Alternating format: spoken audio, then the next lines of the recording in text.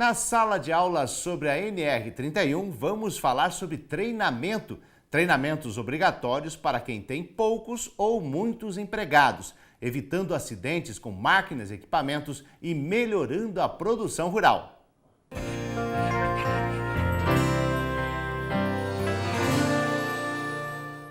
Olá, continuando as aulas de Conhecendo a NR31. O primeiro assunto são treinamentos obrigatórios. Quais treinamentos são obrigatórios para a propriedade?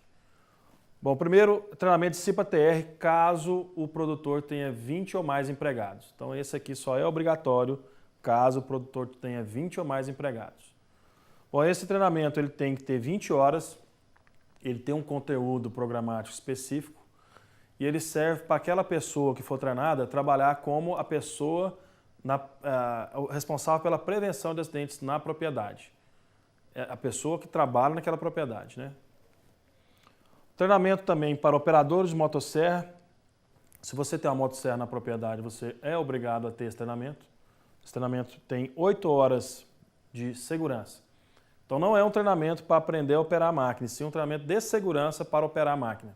São coisas diferentes. Por exemplo, o Senar tem esse treinamento, normalmente ele é de 24 horas, onde a pessoa vai aprender a operar a máquina e dentro dessas 24 horas ele vai ter 8 horas também de segurança, como que ele vai fazer essas atividades com segurança. Treinamento para operadores de máquinas autopropelidas. Bom, vamos entender primeiro o que é uma máquina autopropelida. Máquina autopropelida é a máquina que tem motor próprio para o seu deslocamento, para a sua propulsão. Então, tratores, coletadeiras, colhedoras, são máquinas autopropelidas. Bom, esse treinamento tem que ter no mínimo 24 horas. Ele deve ser feito uma reciclagem, não tem um período específico, mas deve ser feita uma reciclagem e nós vamos explicar isso numa aula adiante. Treinamento para trabalhadores de exposição direta aos agrotóxicos. Quem que é o trabalhador que está em exposição direta? É o trabalhador que prepara a cauda, que aplica a cauda, que transporta os defensivos. Esse é o trabalhador exposto diretamente. Ele tem que ter um treinamento de no mínimo 20 horas. Esse treinamento também deve ser refeito, mas também não tem um período, né? Alguns treinamentos a data é específica, alguns treinamentos o próprio Ministério do Trabalho e Emprego determina em quanto tempo e seria uma espécie de reciclagem. Treinamentos que podem ser solicitados. O primeiro seria ergonomia. Ergonomia é a ciência que estuda o trabalho para o homem. O que é isso? É a questão da postura, né? Na hora de carregar um peso, na hora de sentar no maquinário, né? A sua postura para o desenvolvimento do seu serviço. Primeiros socorros. Esse é interessante para quem tem mais de 10 empregados, que a legislação cobra esse treinamento, né? Na verdade, esse treinamento ele é importante para qualquer quantidade de empregados, né? O Senar também tem esse treinamento. Trabalho em altura. Trabalho em altura é obrigatório para quem desenvolve trabalhos a mais de 2 metros de altura. Algumas empresas são mais restritivas, mais preventivas, adotam 1,80 m como a sua meta de prevenção. Se a pessoa vai trabalhar a mais de 1,80 m, já é adotado o treinamento em trabalho em altura. Vamos dar um exemplo de trabalho em altura. Silos. Silos, existem as estruturas onde a pessoa tem que subir por fora e fazer as inspeções. Então, esse trabalho onde a pessoa sobe no silo, ele tem que ser desenvolvido com pessoas que têm treinamento em trabalho em altura.